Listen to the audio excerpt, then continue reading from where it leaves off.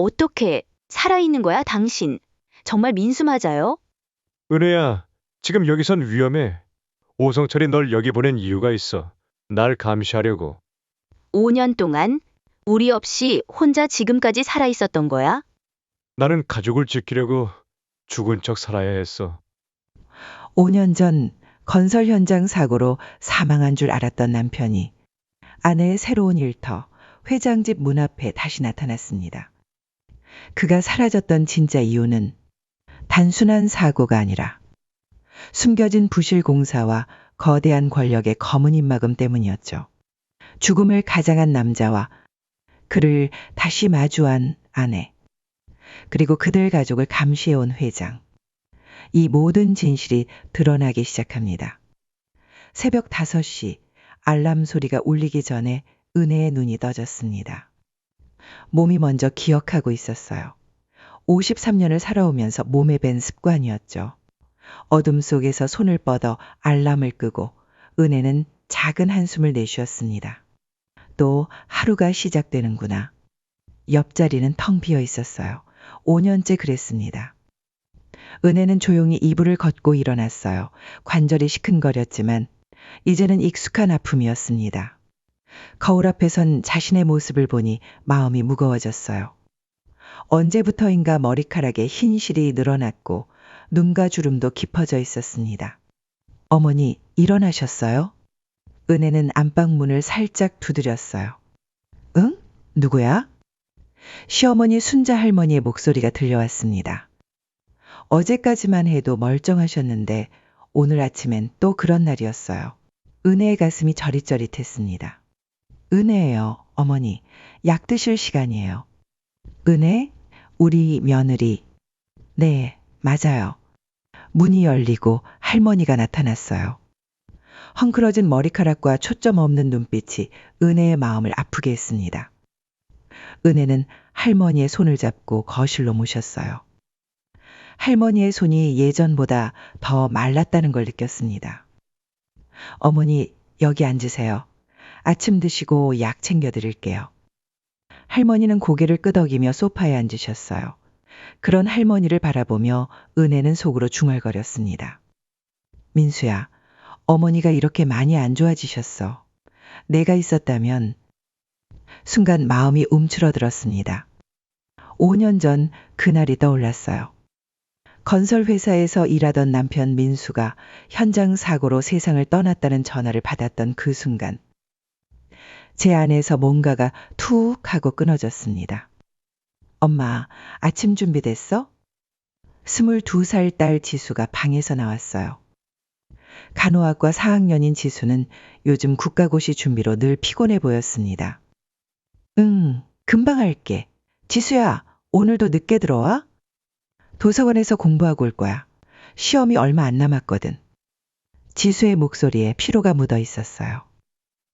은혜는 딸의 어깨가 예전보다 좁아진 것 같아 마음이 아팠습니다. 너무 무리하지 마. 건강이 먼저야. 알아, 엄마. 걱정 마. 하지만 지수의 얼굴엔 걱정이 가득했어요. 학비며 생활비며 할머니 병원비까지. 모든 게 부담스러워 보였습니다. 은혜는 아침을 차리면서 계산기를 두드렸어요. 할머니 병원비 80만 원, 지수 등록금 200만 원, 생활비 100만 원, 전세 대출 이자 50만 원. 이번 달도 빠듯하네. 은혜가 하는 요양보호사 일로는 월 150만 원이 전부였어요. 모자란 돈은 적금을 깨거나 친정 언니에게 빌려야 했습니다. 지수야, 등록금은 걱정하지 마. 엄마가 어떻게든 마련할게. 엄마 미안해. 내가 빨리 졸업해서 일하면. 무슨 소리야. 넌 공부나 열심히 해. 지수는 고개를 숙이고 아침을 먹었어요. 엄마에게 미안한 마음이 얼굴에 그대로 드러났습니다. 식사를 마친 후 은혜는 할머니께 약을 챙겨드렸어요. 어머니, 이 약은 기억력에 좋은 거예요. 꼭 드세요. 고마워, 며느리야. 내가 이러니까 얼마나 힘들겠니? 할머니의 맑은 순간이었어요. 이럴 때마다 은혜의 눈시울이 뜨거워졌습니다. 무슨 말씀을 그렇게 하세요? 가족인데요. 출근 준비를 하면서 은혜는 거울을 다시 봤어요. 요양보호사 유니폼을 입고 머리를 단정하게 묶었습니다. 오늘부터 새로운 곳에서 일해야지. 오성철 회장 어머니를 돌보는 일이었어요. 시급이 다른 곳보다 높다고 했습니다. 현관문을 나서며 은혜는 뒤를 돌아봤어요. 지수야, 할머니 잘 부탁해. 조심히 다녀와 엄마. 지하철을 타고 가면서 은혜는 창밖을 바라봤어요. 높은 아파트들이 줄지어 서 있었습니다. 언제쯤 우리도 저런 집에서 살 수 있을까? 전세 계약이 내년에 끝나는데 집값이 너무 올라서 이사 갈 곳을 찾기가 어려웠어요. 민수야, 내가 있었다면 이렇게 힘들지 않았을 텐데. 눈물이 맺혔지만 참았습니다. 지하철 안에서 우는 모습을 남들에게 보이고 싶지 않았어요. 새로운 일터에 도착했어요. 고급 아파트 단지의 최고층이었습니다. 안녕하세요. 오늘부터 일하게 된 은혜입니다. 강비서라는 남자가 문을 열어줬어요. 네, 기다리고 있었습니다. 할머니께서 많이 기다리셨어요. 집안은 정말 넓고 화려했어요. 은혜는 순간 주눅이 들었습니다. 여기서 잘할 수 있을까? 하지만 곧 마음을 다잡았어요. 가족을 위해서라면 무엇이든 해야 했으니까요. 오늘도 은혜의 하루가 시작되었습니다. 언제나 그랬듯이 가족을 생각하며 하루하루를 버텨나가는 평범한 여자의 하루였어요. 그때는 몰랐습니다. 이 새로운 일터에서 자신의 인생을 완전히 바꿀 일이 기다리고 있다는 걸. 5년 전 2019년 3월. 민수는 대한건설 안전관리팀장으로 바쁜 하루를 보내고 있었어요. 20년 동안 건설 현장을 지켜온 그에겐 익숙한 일상이었습니다. 민수야, 힐스테이트 센트럴 점검 어떻게 나왔어? 동료 팀장이 물었어요. 아직 정리 중이야. 좀 이상한 부분이 있어서. 민수의 표정이 어두워졌습니다. 그날 밤 민수는 사무실에 혼자 남아 있었어요. 컴퓨터 화면에는 힐스테이트 센트럴의 설계도와 시공 자료가 가득했습니다. 이상해. 분명히 이상해.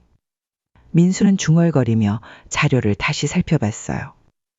내진 설계 기준에 맞지 않는 철근 배치. 규정보다 30% 부족한 철근량. 콘크리트 강도도 기준 이하였어요. 민수의 손이 떨리기 시작했습니다. 이대로 지으면 지진이 나면 무너져. 1200가구가 살 아파트였어요. 아이들과 어른들, 할머니, 할아버지들까지. 수천 명의 생명이 위험했습니다. 다음 날 아침 민수는 서둘러 상사인 김 부장을 찾아갔어요. 부장님, 힐스테이트 센트럴 건에 대해 말씀드릴 게 있습니다. 김 부장은 바쁜 듯 자료를 흘깃 봤어요. 뭔 문제야? 내진 설계가 엉망입니다. 철근량도 부족하고요. 이대로는 안전하지 않아요. 김 부장의 얼굴이 굳어졌어요. 민수야, 이미 공사가 80% 진행됐어. 지금 와서 그런 소리 하면 어쩌자는 거야? 하지만 사람들이 살 곳인데. 회사가 망하면 우리 모두 길거리에 나앉는다고 조용히 해. 민수의 가슴이 답답해졌어요. 하지만 포기할 수 없었습니다. 그날 오후 민수는 직접 오성철 회장을 찾아갔어요. 회장실 문을 두드리는 민수의 손에 식은땀이 맺혔습니다. 들어와. 오성철 회장은 50대 후반의 카리스마 있는 남자였어요. 하지만 그의 눈빛은 차가웠습니다. 무슨 일로 왔나? 정 팀장? 민수는 떨리는 목소리로 말했어요.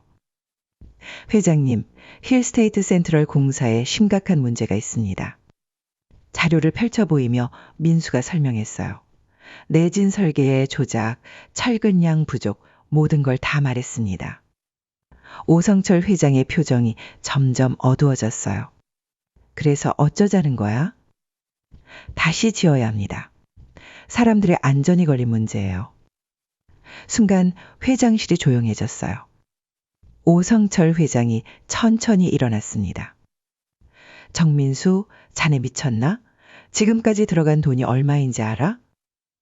하지만 수천 가구가 살 아파트인데 이대로는 안 됩니다. 민수의 목소리가 떨렸어요. 제 안에서 뭔가가 터져 나오는 것 같았습니다. 자네 해고야. 오성철 회장의 차가운 목소리가 방안을 울렸어요. 그리고 회사 기밀 누설로 손해배상 청구할 거야. 10억 원. 민수는 그 자리에 주저앉고 싶었어요. 10억 원이라니. 평생 모아도 갚을 수 없는 돈이었습니다. 회장님, 그건 너무... 그리고 말이야. 오성철 회장이 차갑게 웃었어요. 자네 부인이 요양보호사 일하고 있지. 딸은 간호학과 다니고 어머니는 치매시고. 민수의 온몸이 얼어붙었어요. 가족을 협박하시는 겁니까? 협박이 아니야. 충고지. 가족들 안전이 소중하잖아. 민수는 주먹을 꽉 쥐었어요. 하지만 어쩔 수 없었습니다. 가족이 위험해질 순 없었어요. 집에 돌아온 민수는 은혜에게 거짓말을 했어요. 여보, 회사에서 구조조정을 해서 잠시 쉬게 됐어. 해고된 거야? 아니, 그런 건 아니고 일시적인 거야. 은혜는 의심스러운 눈빛이었지만 더 묻지 않았어요. 그날 밤 민수는 잠을 이룰 수 없었어요. 이대로 포기할 순 없어. 뭔가 방법이 있을 거야. 민수는 조용히 언론사에 제보 전화를 걸었어요. 여보세요. KBS입니다.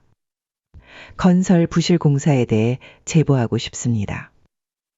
하지만 어디서 새어나갔는지 다음 날 오성철 회장이 민수에게 전화를 걸어왔어요. 정민수, 자네 정말 죽고 싶나? 목소리가 얼음장처럼 차가웠어요.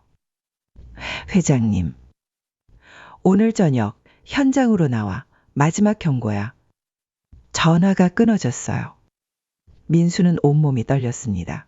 하지만 가족 생각에 현장으로 나갔어요. 힐스테이트 센트럴 건설 현장은 어두웠어요. 거대한 크레인들이 괴물처럼 서 있었습니다. 왔군. 어둠 속에서 오성철 회장이 나타났어요. 옆에는 덩치 큰 남자들이 서 있었습니다. 회장님, 저는 그냥... 늦었어, 정민수. 순간 누군가가 민수를 뒤에서 밀쳤어요. 쿵! 민수는 크레인 아래로 떼써졌습니다. 등이 콘크리트 바닥에 부딪히며 극심한 통증이 밀려왔어요. 사고로 처리해. 오성철 회장의 차가운 목소리가 들렸어요. 민수는 의식을 잃어가면서도 마지막으로 생각했어요. 은혜야, 지수야, 미안해. 하지만 기적이 일어났어요. 새벽에 산책하던 노부부가 민수를 발견한 거예요. 여보, 사람이 쓰러져 있어. 어머, 큰일 났네. 빨리 업어야 해. 노부부는 민수를 자신들의 작은 집으로 데려갔어요. 그리고 며칠 동안 정성스럽게 간병해 줬습니다. 민수가 깨어났을 때 뉴스에서는 자신의 사망 소식이 나오고 있었어요. 대한건설 정민수 팀장 현장 사고로 사망. 민수의 눈에서 눈물이 흘러내렸어요. 이제 정민수는 죽은 사람이 되었습니다. 가족에게도 세상에게도 이제 어떻게 하지? 하지만 민수는 결심했어요. 언젠가 반드시 진실을 밝히고 가족에게 돌아가겠다고. 그렇게 민수는 이철호라는 새로운 이름으로 살아가기 시작했어요. 복수를 준비하면서 말이에요. 오성철 회장 집에서 일한 지 한 달이 지났어요. 은혜는 이제 일과에 익숙해졌습니다. 85세 회장 어머니인 김씨 할머니는 몸이 많이 불편하셨지만 마음씨는 따뜻한 분이었어요. 은혜야, 고생이 많구나. 아니에요, 할머니. 괜찮아요. 은혜는 할머니의 약을 정리하며 미소 지었어요. 이 일은 다른 것보다 힘들지 않았고 무엇보다 시급이 높아서 생활에 도움이 되었습니다. 오후 3시쯤이었어요. 은혜는 할머니 방을 정리하고 있었습니다. 햇살이 창문으로 들어와 방 안을 따뜻하게 비추고 있었어요. 그때 현관 초인종이 울렸어요. 할머니 누가 오신 것 같아요. 아, 우리 손자가 올 시간이네. 은혜야, 문 좀 열어줄래? 은혜는 고개를 끄덕이고 현관으로 향했어요. 평범한 오후의 일상이었습니다. 문을 열었어요. 그 순간 세상이 멈춘 것 같았어요. 문 앞에 서 있는 남자를 보는 순간 은혜의 숨이 막혔습니다. 수염을 기르고 안경을 쓰고 있었지만 그 눈빛만은 숨길 수 없었어요. 여보. 은혜의 입에서 떨리는 목소리가 새어나왔어요. 남자의 얼굴이 하얗게 변했습니다. 그의 눈이 놀라움으로 커졌고 입이 벌어졌다가 다시 다물어졌어요. 은혜야. 그 목소리를 들은 순간 은혜는 확신했어요. 민수였어요. 5년 전 죽었다고 생각했던 남편이었습니다. 이럴 수가. 은혜의 다리에서 힘이 빠졌어요. 그녀는 문틀에 기대야 했습니다. 심장이 너무 빠르게 뛰어서 가슴이 아팠어요. 민수도 충격받은 표정이었어요. 그의 손이 떨리고 있었습니다. 두 사람은 몇 초 동안 말없이 서로를 바라봤어요. 그 짧은 순간에 수많은 감정이 은혜의 마음을 휩쓸고 지나갔습니다. 기쁨, 분노, 혼란, 그리움이 뒤섞였어요. 어떻게 살아있는 거야? 은혜의 목소리가 떨렸어요. 민수는 재빨리 주변을 살펴봤어요. 복도에서 발자국 소리가 들렸습니다. 여기서 얘기하면 안 돼. 들어와. 민수가 다급하게 말했어요. 은혜는 멍한 상태로 민수를 따라 집 안으로 들어갔어요. 민수는 조심스럽게 문을 닫고 모든 자물쇠를 잠갔습니다. 거실에서 두 사람은 서로 마주 섰어요. 은혜는 여전히 믿을 수 없다는 표정이었어요. 그녀의 눈에서 눈물이 흘러내리기 시작했습니다. 정말 당신이야? 정말 민수야? 응, 나야. 민수의 목소리도 떨리고 있었어요. 순간 은혜의 감정이 폭발했어요. 어떻게 이럴 수 있어? 은혜가 민수에게 달려가서 그의 가슴을 주먹으로 쳤어요. 5년 동안 어디 있었던 거야? 우리가 얼마나 힘들었는지 알아. 눈물이 계속 흘러내렸어요. 5년간 참아왔던 모든 감정이 터져나왔습니다. 민수는 아내의 주먹을 그대로 받았어요. 그는 아무 말도 하지 않았습니다. 그저 고개를 숙인 채 은혜의 분노를 받아들였어요. 지수가 얼마나 아빠를 그리워했는지 알아? 할머니가 얼마나 우셨는지 알아? 은혜의 목소리가 점점 커졌어요. 매일 밤 당신 생각하며 울었어. 당신 없이 어떻게 살아야 할지 몰라서 미칠 것 같았다고. 민수의 눈에서도 눈물이 흘러내렸어요. 미안해. 정말 미안해, 은혜야. 미안하다고 끝나는 거야? 5년이야, 5년. 은혜는 주저앉으며 흐느꼈어요. 왜 우리에게 돌아오지 않았어? 왜? 민수가 조심스럽게 은혜에게 다가갔어요. 모든 걸 설명할게. 하지만 지금 여기선 위험해. 위험하다니 무슨 소리야? 오성철이 널 여기서 일하게 한 이유가 있어. 날 감시하기 위해서야. 은혜는 고개를 들어 민수를 바라봤어요. 그의 얼굴에는 깊은 걱정이 새겨져 있었습니다. 무슨 뜻이야? 그 사람이 날 죽이려고 했어. 5년 전에. 은혜의 숨이 멈췄어요. 죽이려고 했다고? 민수는 고개를 끄덕였어요. 회사에서 큰 문제를 발견했거든. 사람들의 생명과 관련된 그걸 막으려다가 그래서 죽은 척하고 살아온 거야? 가족들을 지키기 위해서였어. 내가 살아있다는 걸 알면 너희들도 위험해져. 은혜는 천천히 상황을 이해하기 시작했어요. 그럼 나를 여기서 일하게 한 것도 그래. 혹시 내가 살아있을지도 모른다고 의심하는 거야. 은혜의 가슴이 두근거렸어요. 두려움과 분노가 섞인 감정이었습니다. 그럼 우리 가족은 지금도 감시받고 있어. 조심해야 해. 민수가 은혜의 손을 잡았어요. 내가 널 여기 혼자 둘 수 없어. 너무 위험해. 아니야. 은혜가 민수의 손을 꽉 잡았어요. 이번엔 혼자 하지 마. 우리 함께 해. 민수는 놀란 표정으로 은혜를 바라봤어요. 무슨 소리야? 너무 위험해. 5년 동안 혼자 견뎌온 거 다 알아. 이제 나도 도울 거야. 은혜의 눈에 결의가 가득했어요. 내가 여기서 일하는 것도 기회가 될 수 있잖아. 민수는 잠시 생각에 잠겼어요. 은혜야. 민수야, 우리 가족이야. 이제 함께 싸우자. 은혜의 목소리에는 강한 의지가 담겨 있었어요. 민수는 아내를 바라보며 고개를 끄덕였어요. 알겠어. 하지만 정말 조심해야 해. 두 사람은 손을 맞잡았어요. 5년 만의 재회였지만 이제 시작이었습니다.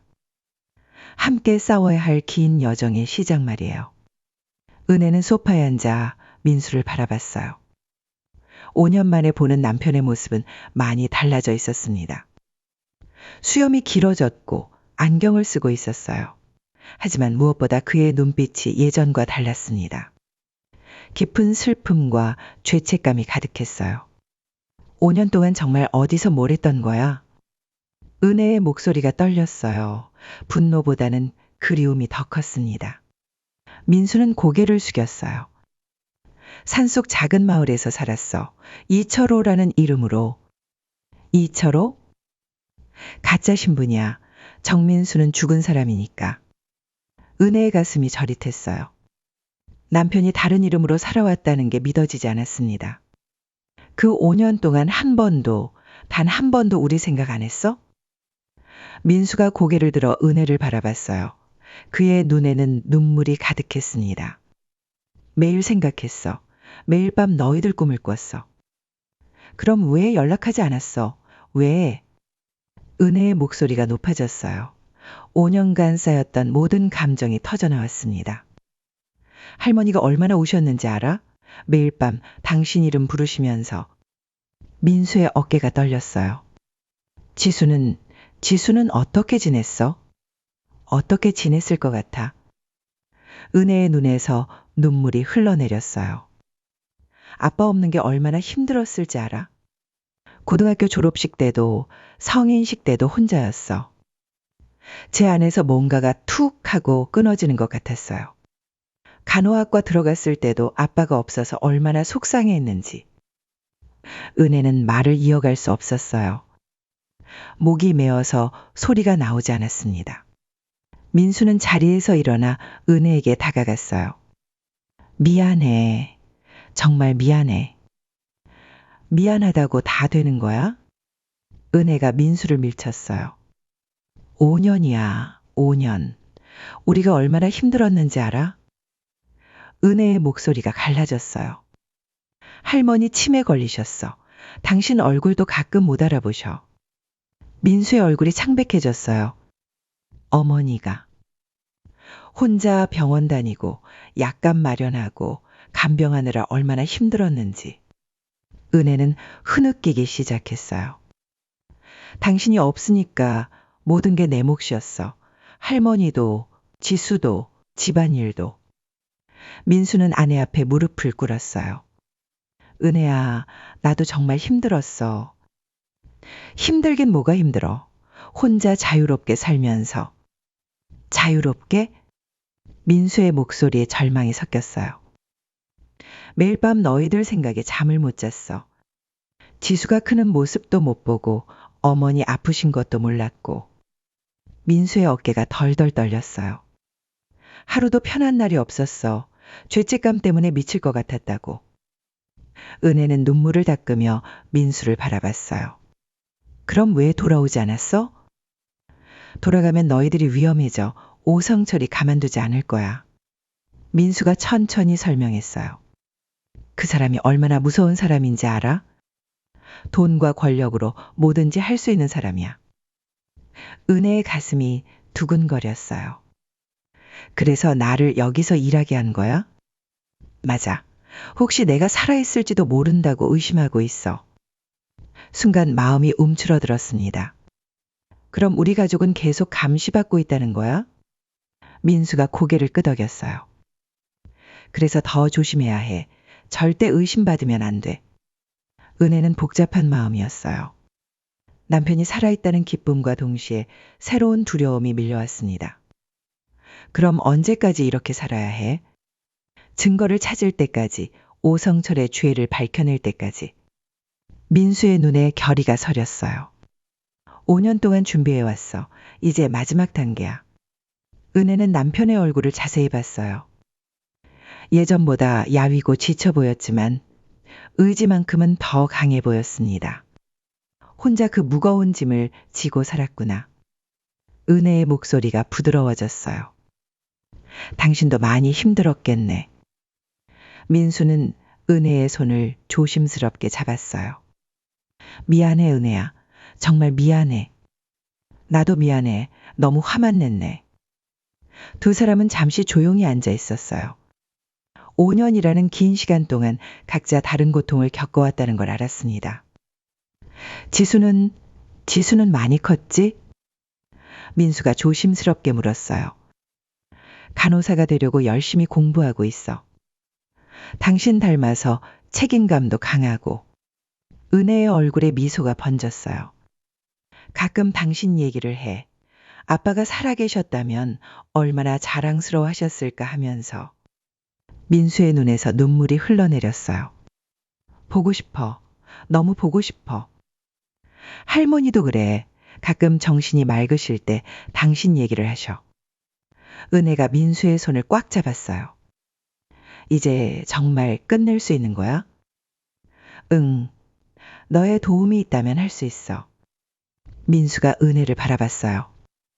하지만 정말 위험해. 들키면. 괜찮아. 이제 혼자 하지 마. 은혜의 목소리에 힘이 들어갔어요. 우리 가족을 위해서라도 끝내야지. 두 사람은 서로를 바라보며 다짐했어요. 이제 진짜 싸움이 시작되는 거였어요. 함께 말이에요. 그날 밤 은혜는 잠을 이룰 수 없었어요. 민수와의 재회가 꿈만 같았습니다. 하지만 동시에 새로운 두려움도 생겼어요.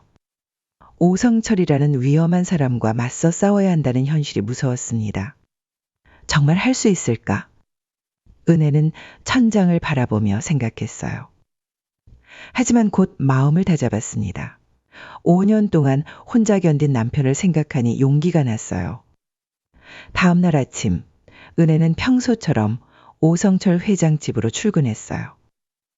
할머니를 돌보면서도 마음 한구석은 민수 생각으로 가득했습니다. 어떻게 도울 수 있을지 계속 고민했어요. 은혜야, 오늘 기분이 좋아 보이네. 김씨 할머니가 미소 지으며 말씀하셨어요. 아, 그런가요? 날씨가 좋아서 그런가 봐요. 은혜는 얼른 대답했어요. 들키면 안 된다는 긴장감이 계속 있었습니다. 오후에 회장님이 외출하시면서 말씀하셨어요. 오늘은 늦게 들어올 것 같아. 어머니 잘 부탁해. 네, 회장님. 조심히 다녀오세요. 회장이 나간 후 은혜는 기회가 왔다고 생각했어요. 민수가 말했던 서재, 거기에 중요한 서류들이 있을 거라고 했습니다. 은혜의 심장이 빠르게 뛰었어요. 용기를 내자. 민수를 위해서, 우리 가족을 위해서. 할머니가 낮잠을 주무시는 동안 은혜는 조심스럽게 서재로 향했어요. 문을 열자 넓은 서재가 나타났습니다. 한쪽 벽에는 큰 금고가 있었어요. 저기에 뭔가 있을 거야. 은혜는 떨리는 손으로 금고에 다가갔어요. 민수가 알려준 비밀번호를 하나씩 눌러봤습니다. 첫 번째 시도는 실패했어요. 두 번째도 안 됐습니다. 제발. 세 번째 시도에서 금고문이 열렸어요. 순간 마음이 움츠러들었습니다. 안에는 정말 많은 서류들이 있었어요.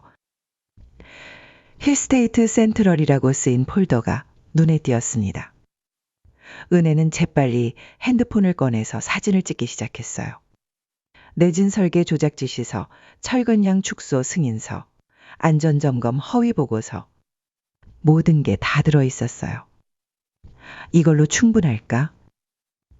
은혜는 계속 사진을 찍었어요. 손이 떨려서 제대로 찍히는지 걱정되었습니다. 그때 현관문 열리는 소리가 들렸어요.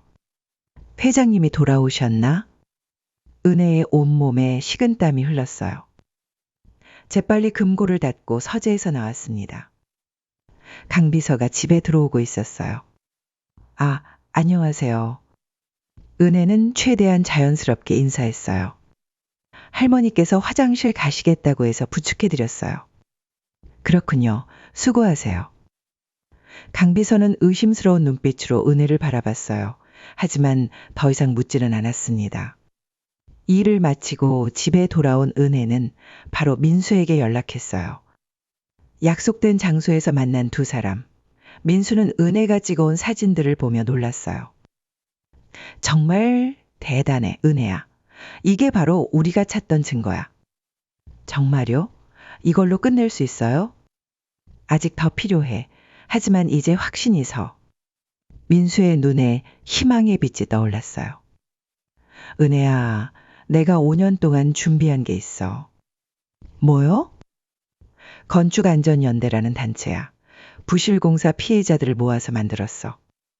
민수가 설명했어요. 힐스테이트 센트럴뿐만 아니라 다른 부실공사들도 많아. 이미 피해를 본 사람들이 많다고. 은혜는 남편이 5년 동안 이런 일을 해왔다는 걸 알고 가슴이 뭉클했어요. 혼자서 그 무거운 일을 해왔구나. 이제 혼자가 아니야. 너와 함께니까. 민수가 은혜의 손을 잡았어요. 하지만 더 조심해야 해. 강비서가 의심하고 있는 것 같아. 은혜의 표정이 어두워졌어요. 어떻게 알았지? 눈빛이 달랐어. 앞으로는 더 자연스럽게 행동해야 해. 민수가 걱정스럽게 말했어요. 무리하지 마. 위험하면 즉시 그만둬. 아니에요. 이제 시작인데 포기할 수 없어. 은혜의 목소리에 결의가 담겼어요.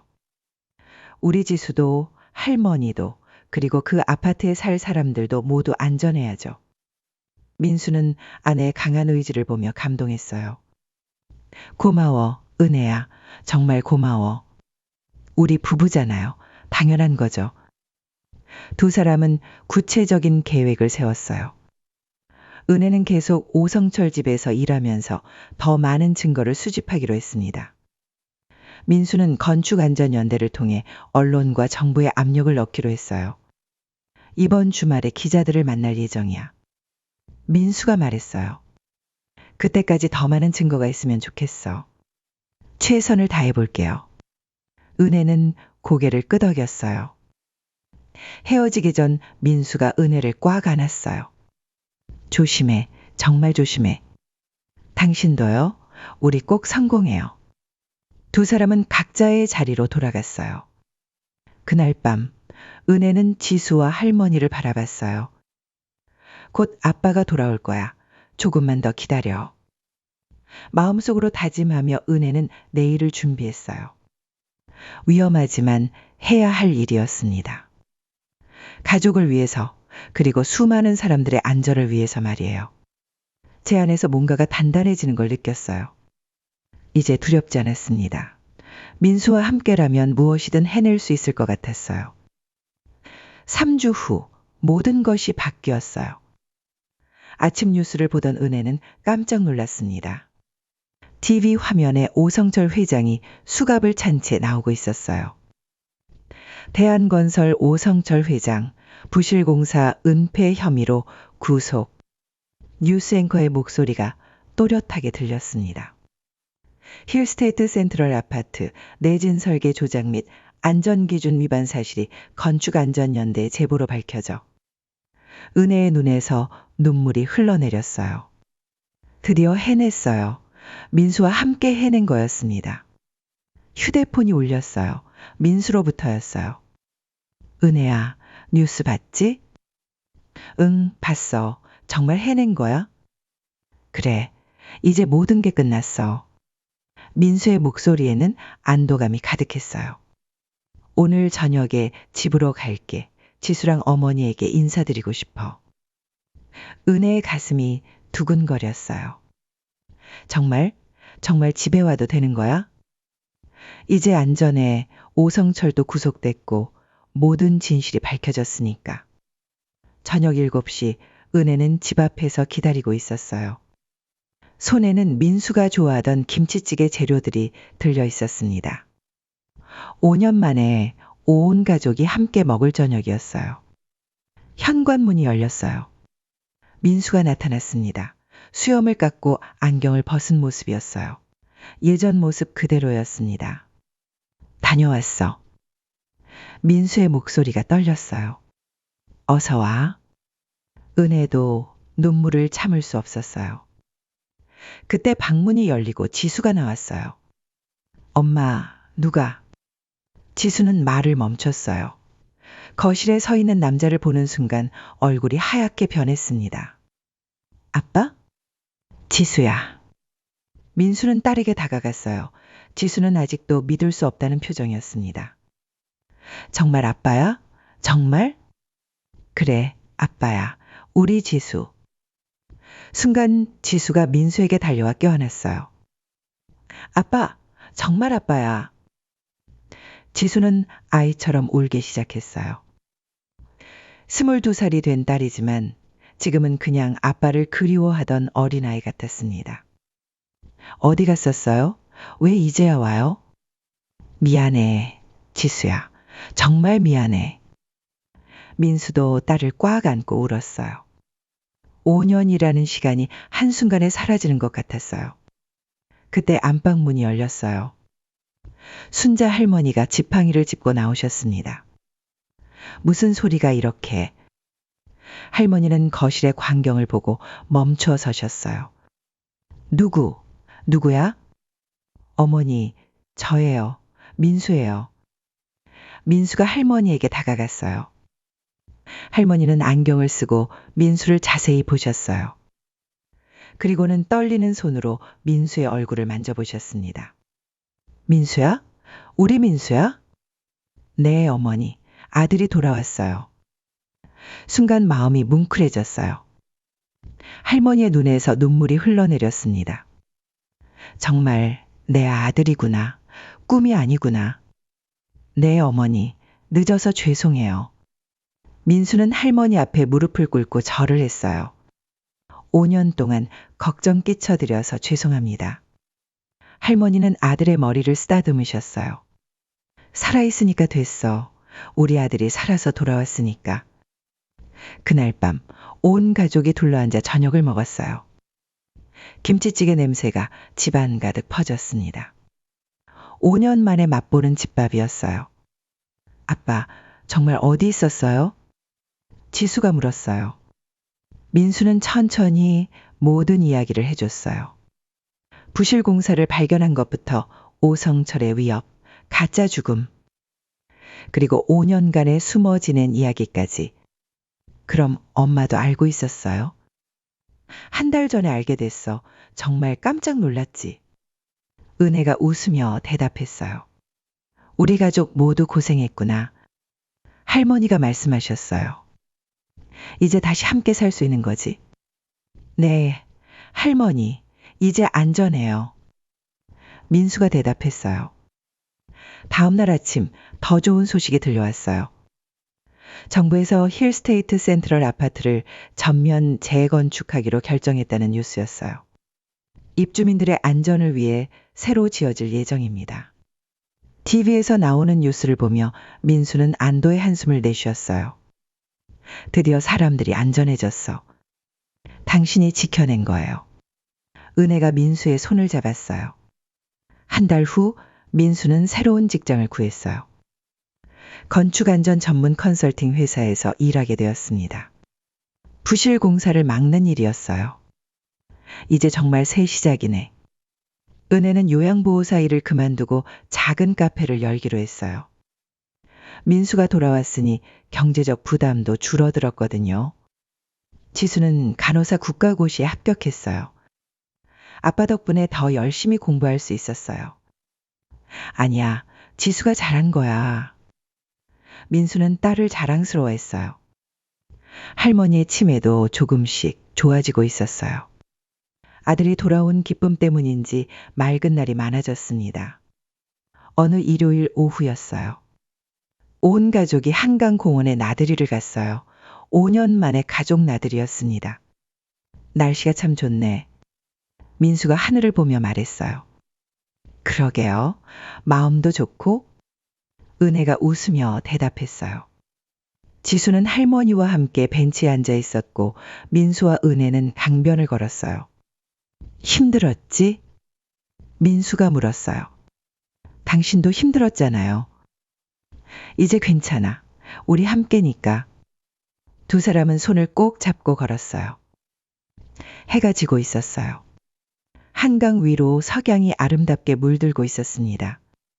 집에 가자. 민수가 말했어요. 우리 가족이 기다리고 있어.